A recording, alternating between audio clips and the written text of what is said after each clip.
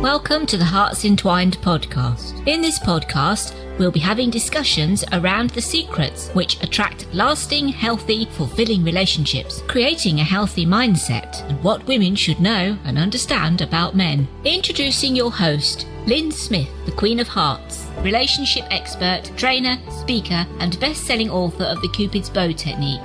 Lyn's mission is to have a positive impact in reducing divorce, domestic violence, and suicide. Welcome to the Hearts Entwined podcast. This is your host, Lyn Smith, the Queen of Hearts, and today I've got a fabulous returning guest. Her name is Lori Booth, and she specialises in genuine human connection, but she has got a wealth of history and experience in all sorts of things to do with sex and sex education, which really went down well in a previous episode that we did together called Exploring Sexual Taboos. So welcome, Lori. Thank you very much for having me on your podcast, Lyn. You're very welcome. And as I said, the Exploring Sexual Taboos went down a storm with my audience. So I really was excited to invite you back on. So if you've not listened to that previous episode yet, folks, Exploring Sexual Taboos is a must listen to episode. And, you've got to be aware, though, that there is some graphic adult type content within that. And there is a warning on that episode explaining exactly that. So if that's not your thing, no worries. But, if you are interested, then it's an episode well worth tuning into. So, Laura, just for the benefit of the audiences that are joining us that aren't familiar with who you are and haven't listened to this previous episode, just give a little bit of an insight into who you are and what you've explored recently. Certainly. My name is Lori Booth. I currently produce a podcast called Genuine Human Connection. Episodes of that show can be found on my website, loribooth.com, and my name is spelled LORIBOOTH.com. And on that podcast, I explore the question of what is genuine human connection. It's something that is found on Maslow's hierarchy of needs. Love and belonging are on that chart. It's a human need that when people don't have, they suffer from health issues and psychological issues. And yet, genuine human connection seems to be something that we have difficulty achieving, knowing how to achieve, how to sustain. And so it's a question that I'm exploring. What is it? Where is it found? And that came out of a lot of the work that I've done around sex and taboos, sex education, exploring the self. I think that there's a lot of self-discovery to be done when one explores one's sexual taboos. And I came into doing this when I was in college. College is a great place to explore. Sex was definitely a taboo, and sexual alternative expressions of sexuality were a taboo, and expressing your gender in different ways was a taboo. And I always wondered why is this? Why is this a problem for people? Why is this a topic that people are afraid of? And so I explored it. And I was an employee at a sex toy store, at adult store, a beautiful store, and I educated middle-class women on what kind of lube was best to use with what kind of dildos. I read all of the books in the store so that I got educated myself in this field and worked with cross-dressers on the right types of shoes that would work for them and so forth. And so I got a lot of just education in general in college working at this toy store. And I was very comfortable talking to people. I had no inner moral conflict about talking about sex and taboos, and I loved learning about it. And because of that, people were comfortable coming to me and asking me questions, and I would work with people physically. And so it was about 10 years ago, I opened a facility to actually engage with people with their kinks and taboos to help them overcome guilt and shame surrounding them. And I worked with psychologists in tandem with psychologists. So I would do the physical work with them, dressing them up, engaging in role play activities, et cetera. Because in the States, psychotherapists are not allowed to legally physically engage with their clients, and that's to protect them against immoral behavior, client-patient issues, relationship issues. They want to keep it professional. So psychotherapists are not allowed to touch their clients in any way, not even to give them a hug or anything that's supposed to be completely off limits. And so I would engage physically with clients, and then the therapist would engage psychologically and help people to overcome their fears and guilt and shame issues. And one of the things we spoke about off air, which is a common thing and common theme that some of your clients have difficulty with, is achieving orgasm.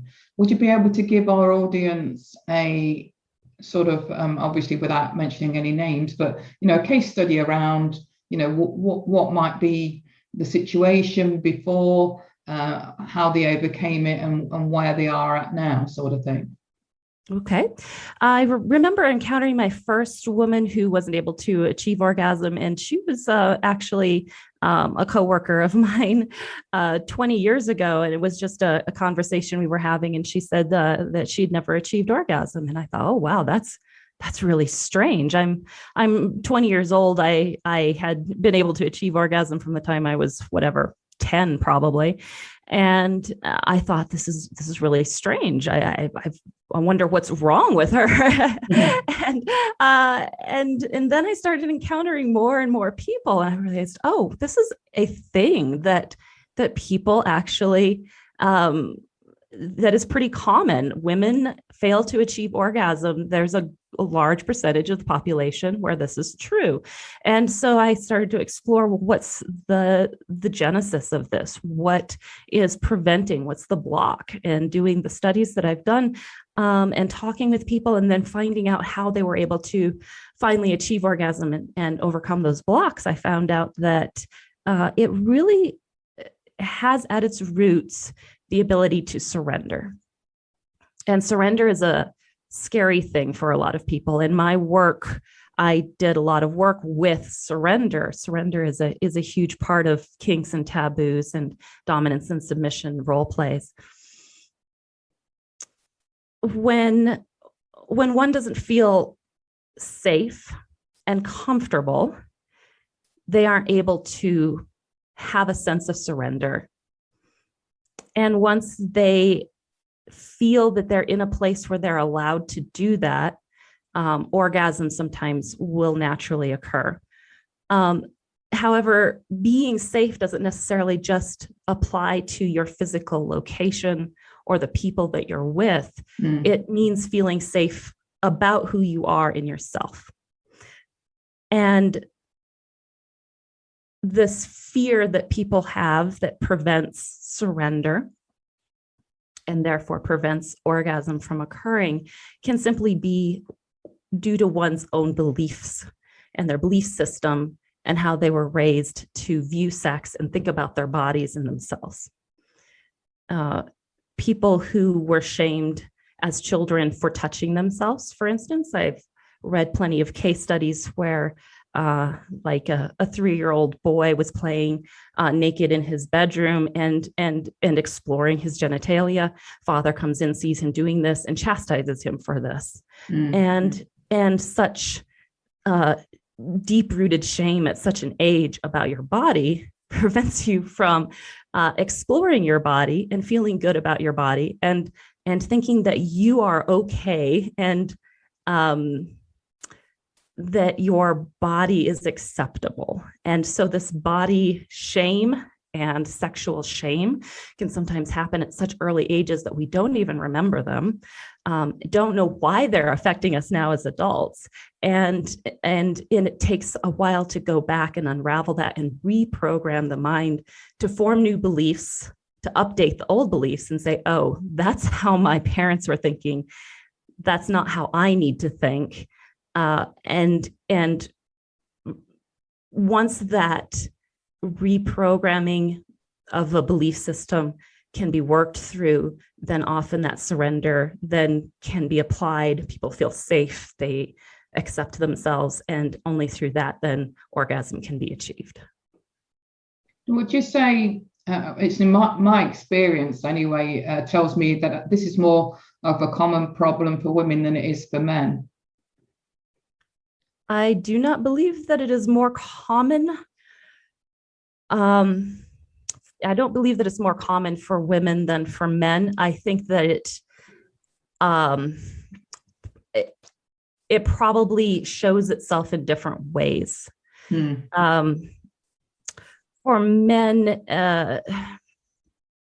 and I'm generalizing here a little bit. I apologize, and I don't necessarily have the statistics to back this up. I have only my personal experience. So, for those that are interested in this, I would urge people to do their own investigation.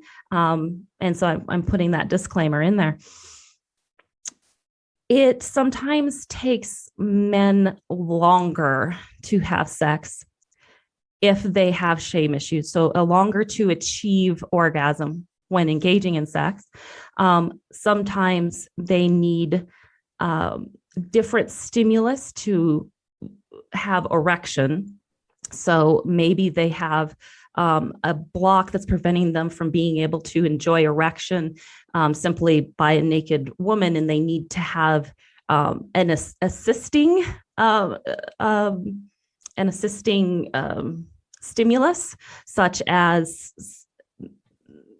something that facilitates their ability to have erection. That's not just I'm with a partner and I like this person and they're naked. And that's sometimes when those taboos come in, is I need the assist, or I need the permission. I need you to tell me that it's okay for me to do this, because somehow in my past I've learned that it's not okay. And I know men who just have a very hard time achieving the erection or getting to a place where they feel they can surrender to the orgasm. So it just takes longer. And I've had also quite commonly with my clients, men who have had the opposite problem because they've been shamed or caught when they've been masturbating as children by a parent, and then felt the need to hurry up, which is made it a premature ejaculation issue for them. Yes, I'm aware of that as well. I appreciate your side of things too. I want to hear what have you experienced regarding your clients and the ability to have orgasm? Does what I say regarding surrender, does that seem to fit the theme of your clients and their situations? Yeah, most definitely. And as I say, for me, from my own experience, it seems to be more common for women. But then my audience and my client base is predominantly women, so that obviously would be a bit of a biased response, I suppose. Yeah, I understand. Yeah, I believe that probably more of my clientele has been men. So I have a large experience with male arousal, and male sexual urges and needs and completion. So I suppose that's why we've got the different perspectives and experiences from, I suppose, based on the client experiences and who we attract to work with, shapes what our own expertise is around and what our, I suppose, knowledge and wisdom that we can impart around it is more for me, around what I've experienced with women primarily, and you with men. Yes, I would agree. I think that we all have a bias toward our own knowledge and experience and tend to sometimes reject the knowledge and experience of other people because it didn't come from a first-hand knowledge-based system. Our subjective understanding is something we have more compassion for than someone else's experiences and subjective observations of self. Okay, so what have you noticed, in terms of, is there a difference, for example, have you found between men and women that is actually preventing them or making it more difficult for them to achieve orgasm? Do you think there's a difference between what primarily men experience that makes it harder or more difficult for them versus, women? I would say that has to come from a place of differing backgrounds. So people know that they're of a different gender because of the outside influences from parents and society, they start to learn that they are classified as a boy or classified as a girl starting around the age of 2. Mm. And so they're given different input and told this is the way you should behave, and this is the way you should behave, based on what we like to assume men and women should be like in their various mannerisms or behaviors.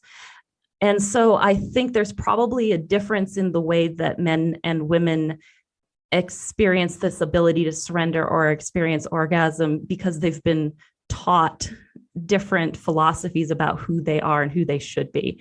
So men being taught, you are supposed to be more promiscuous, you're supposed to want to get sex, and that male orgasm is the completion of the sexual exchange, that we downplay the idea that women's orgasm is the completion of the sexual exchange. It's when he comes, now we're done. Not necessarily when she comes, now we're done. Maybe she comes, maybe she has orgasm, but it's not done until he has, right? So we've got this dichotomy of influences based on how we perceive sex in our society. Does that make sense? Does that? Yes. Yeah, absolutely. You?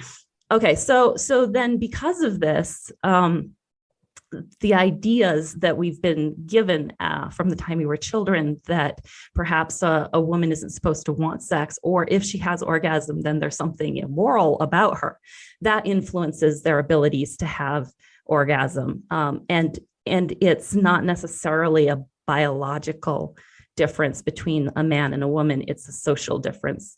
It's the nature under which we were raised.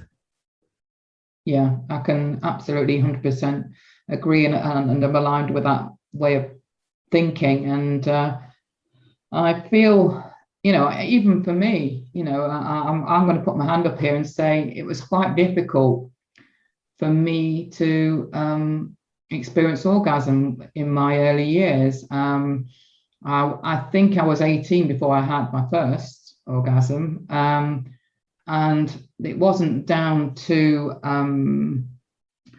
as far as I can remember, being shamed, but it was more a case of I didn't live in a very safe environment. My mum and dad had a very volatile relationship. So I think that affected, the energy, I suppose, of the environment that I lived in, where I didn't feel safe because of that energy of volatility that surrounded my family environment.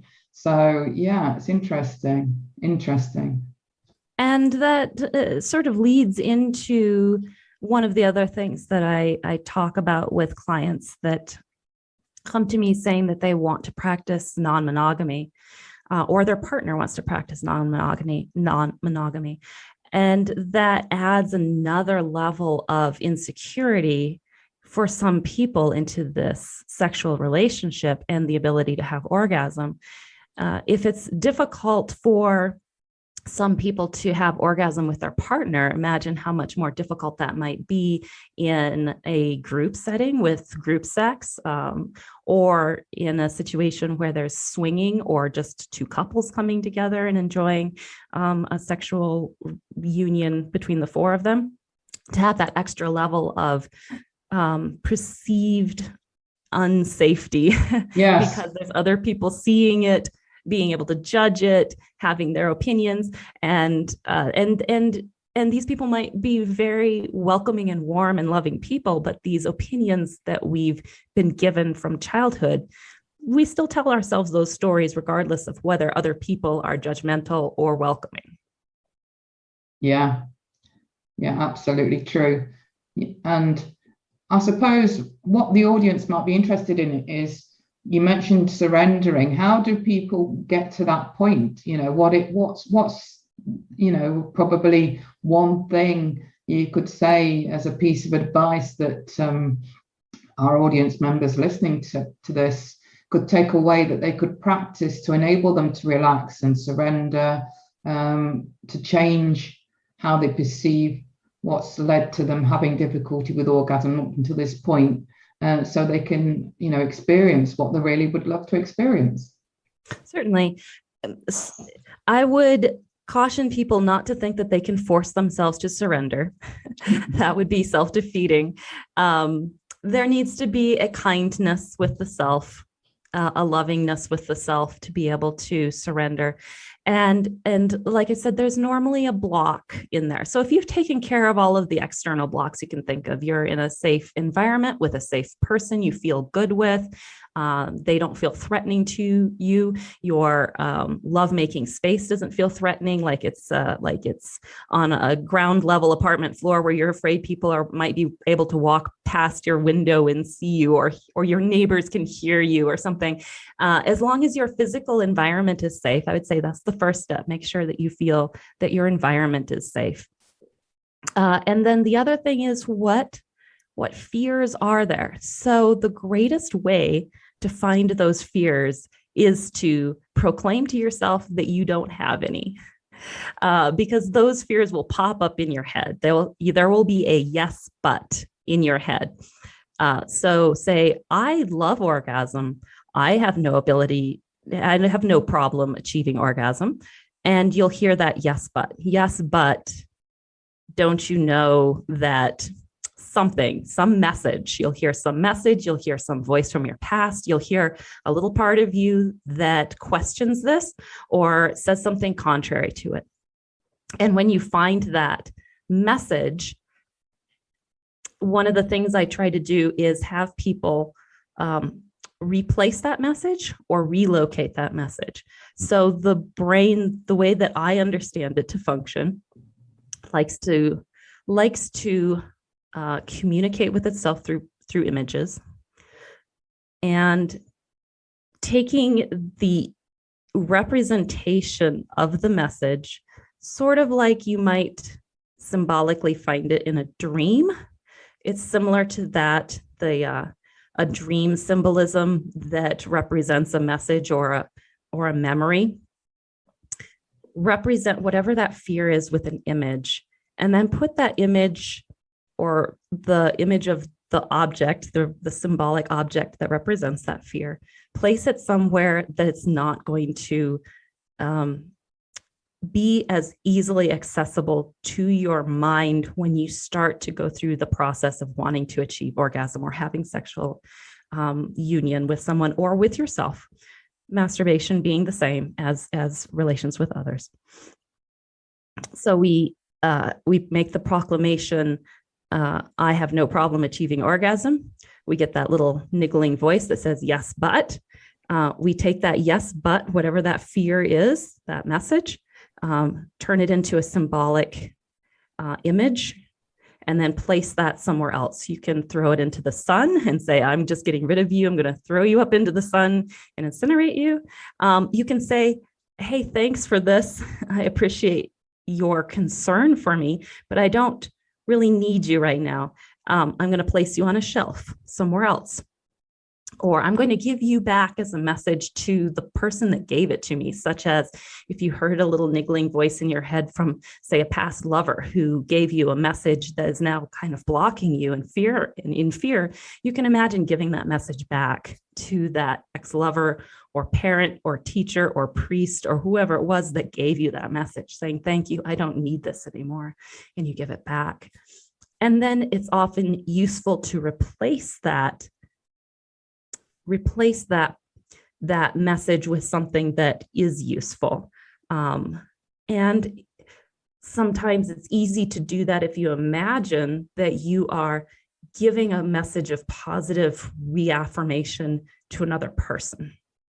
So you have a friend that comes to you with a problem. What would you tell your friend lovingly? What would you tell your sister lovingly?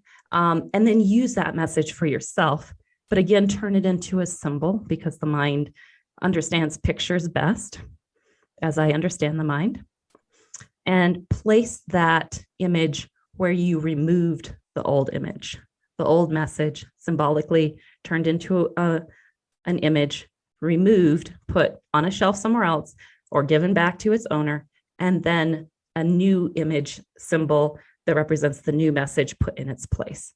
I have found this to be effective for people that are going through fears or beliefs that they no longer find useful in many aspects of their life, not just in surrendering to orgasm. Wow, that's excellent advice. And certainly I can see how that would work in terms of, a starting process for helping people to understand, A, what's first of all maybe blocking this, and also B, giving them some constructive information as to how they can move past it and release that old thinking and that old, like you say, belief that may have been the stumbling block that they can now remove and replace with something else.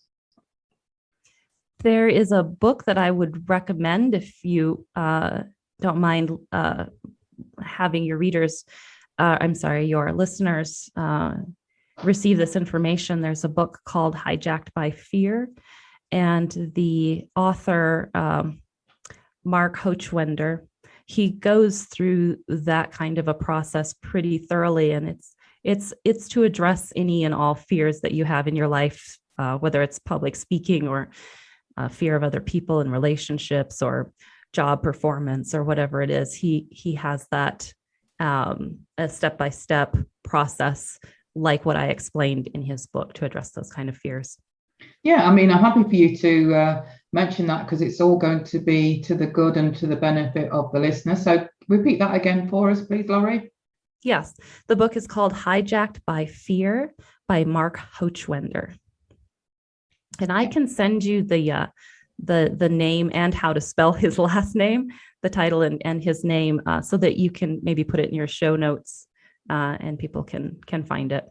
Yeah, perfect. I'll make sure that's absolutely put in there for our audience members to connect with and find the link easily, because like you say, sometimes the spelling of somebody's name can be hard, and then they give up and then they don't get access to the information they would like. So thank you for that.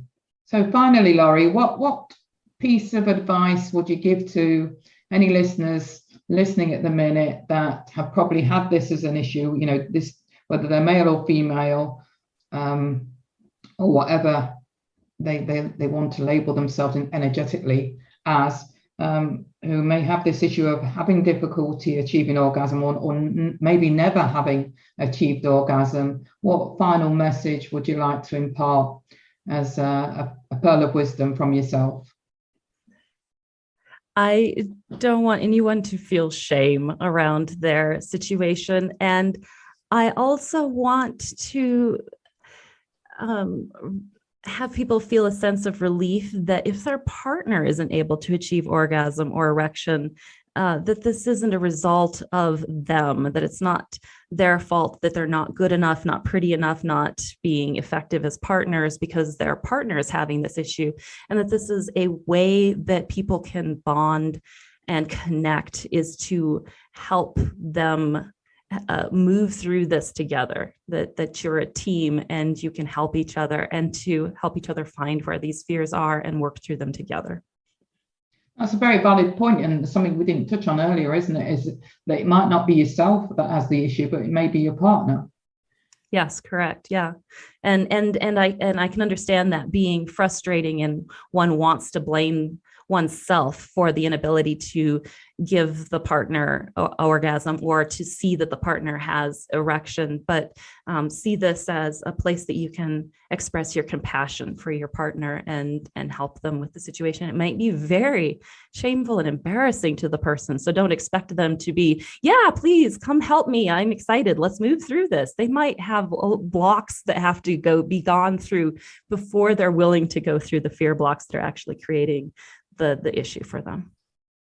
Thank you so much, Laurie, for that. And I'm really pleased you brought that up at the end there, because it's something I hadn't thought about until the time that you just spoke about it as being a potential problem for your partner, not necessarily for yourself. So thank you so much for that. It's been a fascinating conversation, as it is always with yourself.